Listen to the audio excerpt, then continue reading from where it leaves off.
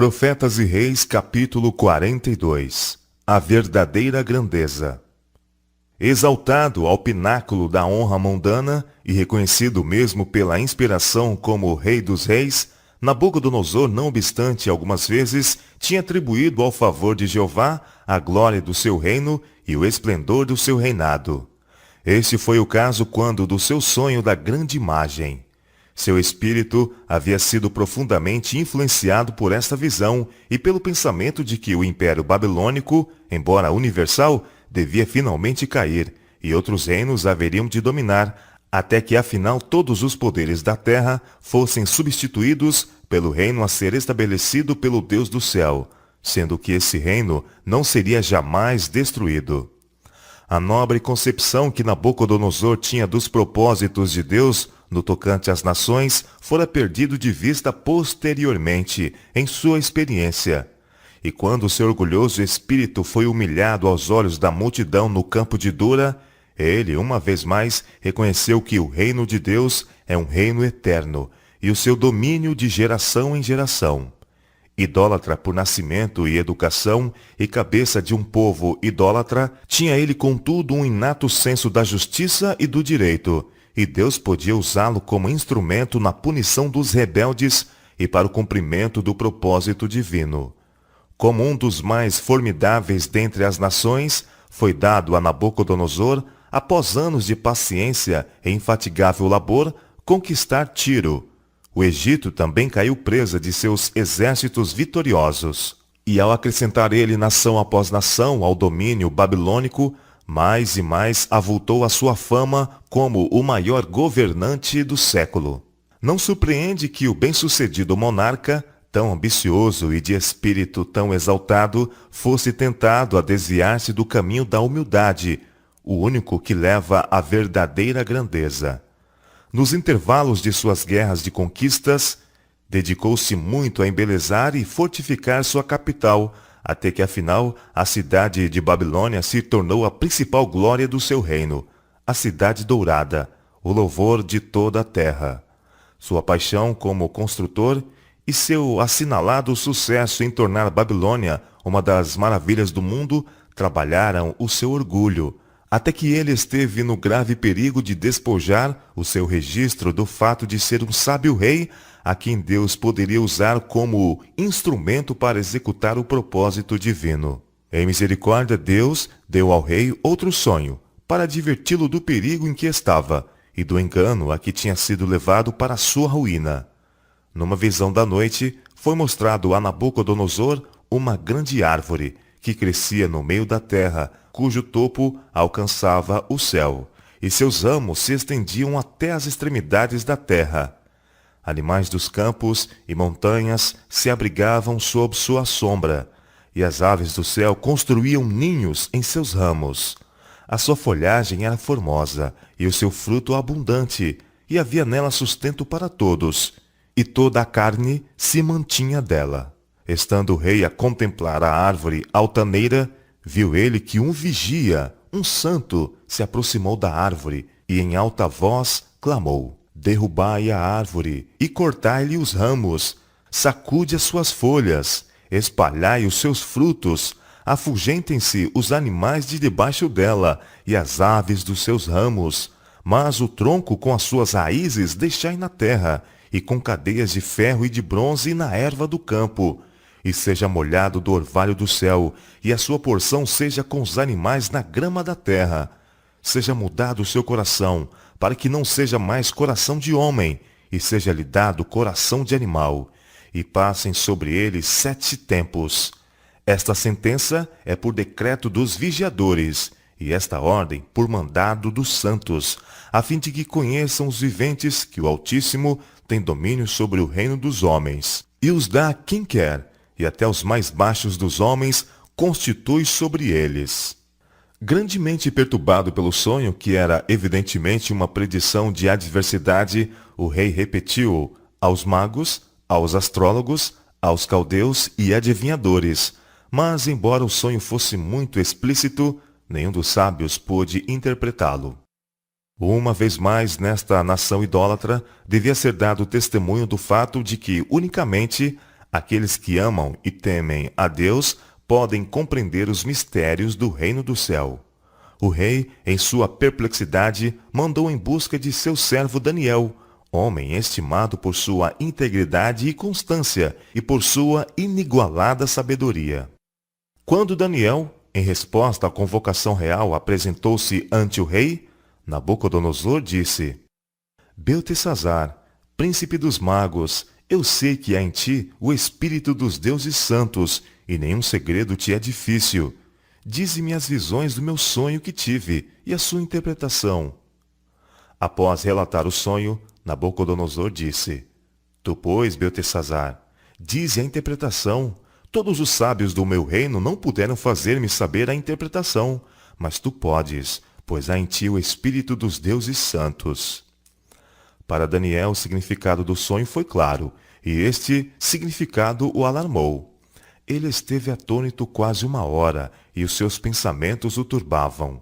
Percebendo a hesitação e a angústia de Daniel, o rei manifestou simpatia por seu servo. Beltesazar, disse ele, não te espante o sonho, nem a sua interpretação. Senhor meu, respondeu Daniel, o sonho seja contra os que te têm ódio, e a tua interpretação para os teus inimigos.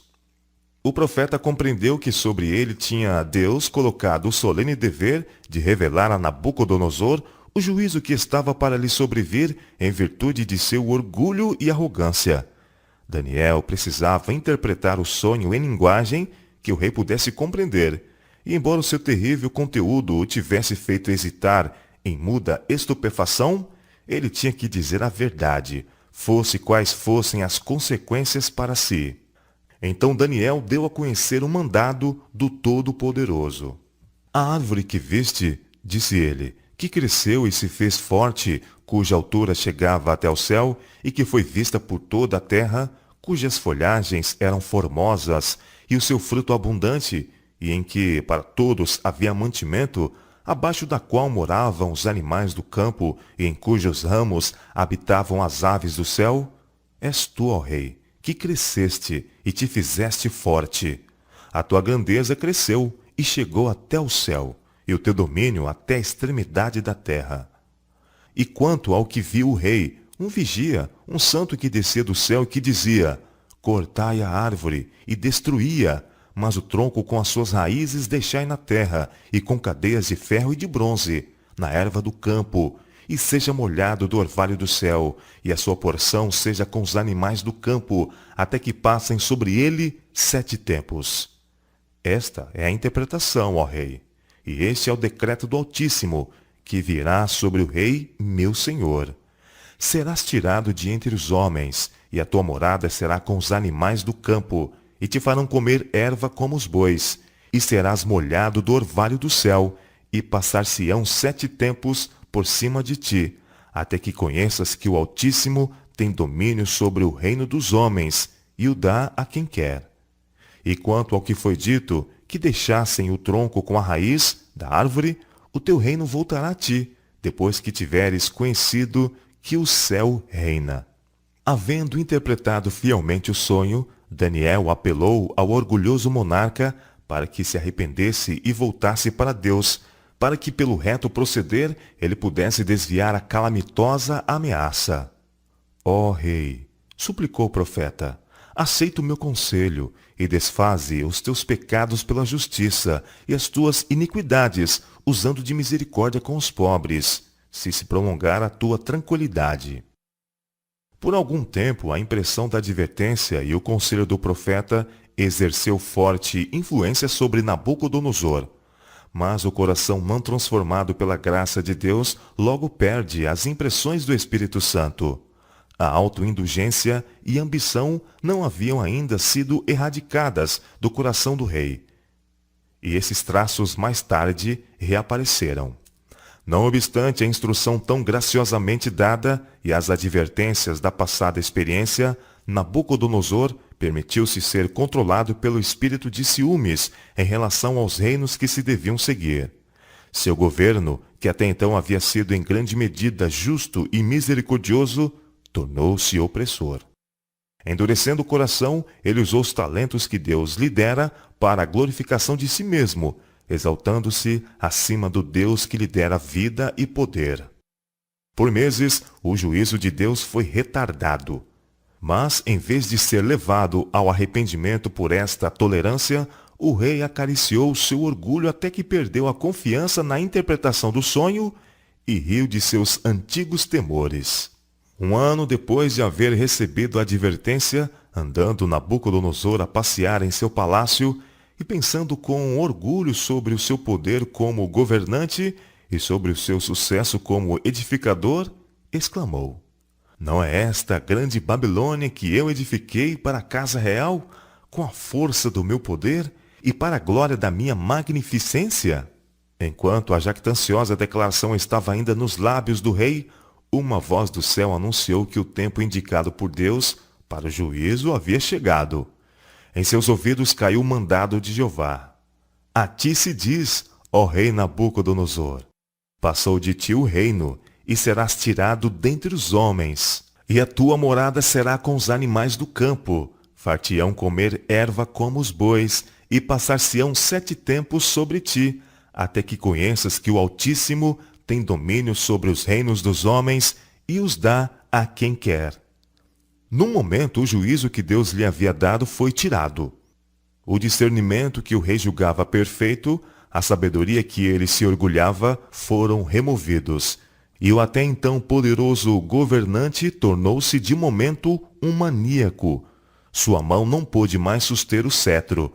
As mensagens de advertência haviam sido desatendidas. Agora, destituído de poder que o seu Criador lhe havia dado e expulso dentre os homens, Nabucodonosor comia erva como os bois, e o seu corpo foi molhado do orvalho do céu, até que lhe cresceu pelo, como as penas da águia, e as suas unhas como as das aves. Durante 7 anos, Nabucodonosor foi um espanto para todos os seus súditos. Por 7 anos foi humilhado perante todo o mundo. Então sua razão foi restaurada, e levantando os olhos em humildade ao Deus do céu, ele reconheceu a mão divina no seu castigo. Numa proclamação pública, ele admitiu a sua culpa e a grande misericórdia de Deus em sua restauração. Ao fim daqueles dias, ele disse: Eu, Nabucodonosor, levantei os meus olhos ao céu, e tornou a vir o meu entendimento, e eu bendisse o Altíssimo, e louvei e glorifiquei ao que vive para sempre, cujo domínio é um domínio sempiterno, e cujo reino é de geração em geração. E todos os moradores da terra são reputados em nada, e segundo a sua vontade, ele opera com o exército do céu e os moradores da terra. Não há quem possa estorvar a sua mão e lhe diga: Que fazes? No mesmo tempo me tornou a vir o meu entendimento, e para a dignidade do meu reino tornou-me a vir a minha majestade e o meu resplendor. E me buscaram os meus capitães e os meus grandes, e fui restabelecido no meu reino, e a minha glória foi aumentada. O outrora orgulhoso monarca tinha se tornado um humilde filho de Deus. O governante tirânico e opressor tornara-se um rei sábio e compassivo. Aquele que tinha desafiado o Deus do céu e dele blasfemado, reconhecia agora o poder do Altíssimo, e fervorosamente procurou promover o temor de Jeová e a felicidade dos seus súditos. Sob a repreensão daquele que é Rei dos reis e Senhor dos senhores, Nabucodonosor tinha afinal aprendido a lição que todos os reis precisam aprender, de que a verdadeira grandeza consiste na verdadeira bondade. Ele reconheceu a Jeová como o Deus vivo, dizendo: Eu, Nabucodonosor, louvo e exalço e glorifico ao Rei do céu, porque todas as suas obras são verdade, e os seus caminhos juízo, e pode humilhar aos que andam na soberba. O propósito de Deus de que o maior reino do mundo mostrasse o seu louvor estava agora cumprido. Esta proclamação pública, em que Nabucodonosor reconhecia a misericórdia, a bondade e a autoridade de Deus, foi o último ato de sua vida registrado na história sacra.